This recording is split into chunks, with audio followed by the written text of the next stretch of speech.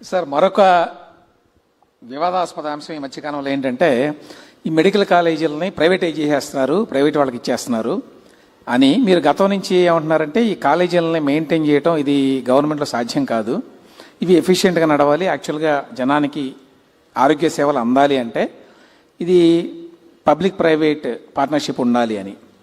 చాలామందికి వచ్చేటువంటి అనుమానం ఏంటంటే మీరు వీటిని పీపీపీ కింద కనుక ఇస్తే అవి ప్రైవేట్ ఆసుపత్రులకి భిన్నంగా ఎట్లా ఉంటాయి, అక్కడికి వెళ్ళి కూడా ఫీజులు కట్టి మెడికల్ సర్వీసెస్ తీసుకోవాల్సిందే కదా, ఏ రకంగా లాభం? అంటే మీరు కాలేజీలు కావాలి, ఇప్పుడు నేను చాలాసార్లు చెప్పాను, నాకు ఫస్ట్ టైం నేను కాలేజీలన్నీ పీపీపీ మోడల్లో ఇచ్చాం, కొన్ని ప్రైవేట్ కాలేజీలు ఇచ్చాం. ప్రైవేటు కాలేజీలు ఇస్తే ఆ రోజు నన్ను అందరూ అపోజ్ చేశారు. నేను బోల్డ్ డెసిషన్ తీసుకున్నా. ఆ రోజు 25-30 ఇంజనీరింగ్ కాలేజీలు ఉంటే over a period of time 200 పైన చేశాం. రంగారెడ్డి జిల్లాలో 8 హై స్కూల్స్ లేవు, 10 హై స్కూల్స్ లేవు. ఇప్పుడు ఎన్ని కాలేజీలు ఉన్నాయి? ఊరికి ఒక ఇంజనీరింగ్ కాలేజ్ వచ్చింది. దీంతో ఏమైంది? ఒకప్పుడు తెలంగాణలో స్కూల్స్ లేవని నేను ఒక జివో తీసుకొచ్చా. Every 1 kilometre elementary school, 3 kilometre upper primary school, every 5 kilometre high school, every mandal junior college, every revenue division engineering college, every district medical college. ఇవన్నీ 2 ఆలోచనలు. ఇక్కడ నేను చేయాలంటే గవర్నమెంటే చేయాలంటే 20 ఏళ్ళు పడుతుంది. దీంతో గవర్నమెంట్లో చేయగలట్టు చేశాం, గవర్నమెంట్లో చేయలేనటువంటి ప్రైవేట్ తీసుకొచ్చాం.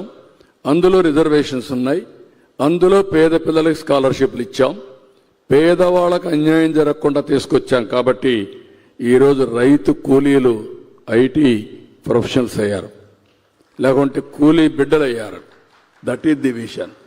అందుకే నాలెడ్జ్ ఎకానమీలో నెంబర్ 1 అయ్యామంటే ఆ రోజు తీసుకున్న బోల్డ్ నిర్ణయం.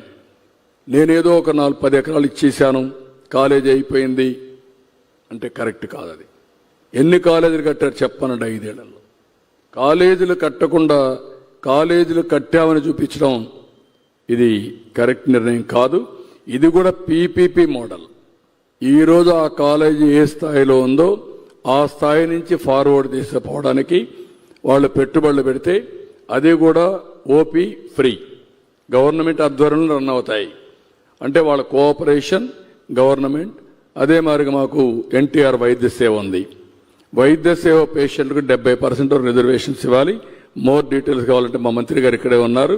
అన్ని తరోగా ఆలోచించి 2-3 సంవత్సరాల్లో 17 మెడికల్ కాలేజీల ఆపరేషన్లు ఇచ్చేయాలనే ఉద్దేశంతో ఈ నిర్ణయం తీసుకున్నాం. మీరే అన్నారు, నేను ఒక పక్క సూపర్ 6 ఇవ్వాలి, ఇంకొక పక్క అభివృద్ధి చేయాలి.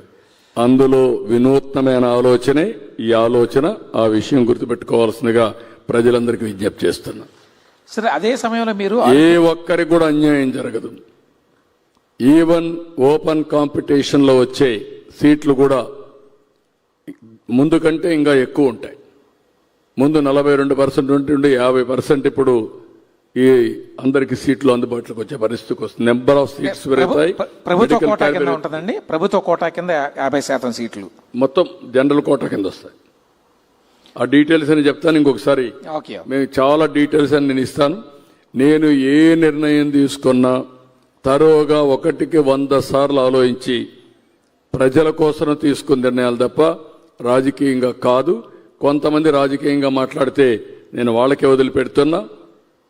కొంతమంది బెదిరిస్తే ఇక్కడ ఎవరు భయపడే వాళ్ళు కూడా లేరని మరొకసారి విజ్ఞప్తి చేస్తున్నా. సరే, అదే సమయంలో మీరు అందరికీ ఆరోగ్యం అని చెప్పి యూనివర్సల్ హెల్త్ కేర్ అని చెప్పి ప్రపోజ్ చేశారు మన క్యాబినెట్లో. యూనివర్సల్ హెల్త్ కేర్ అంటే రాష్ట్రంలో ఉన్నటువంటి ప్రతి ఒక్క వ్యక్తికి, ప్రతి కుటుంబానికి ఆరోగ్య బీమా కల్పించే బాధ్యత ప్రభుత్వం తీసుకుంటోందా? అందుకని ఇప్పుడు ఏం చేశామంటే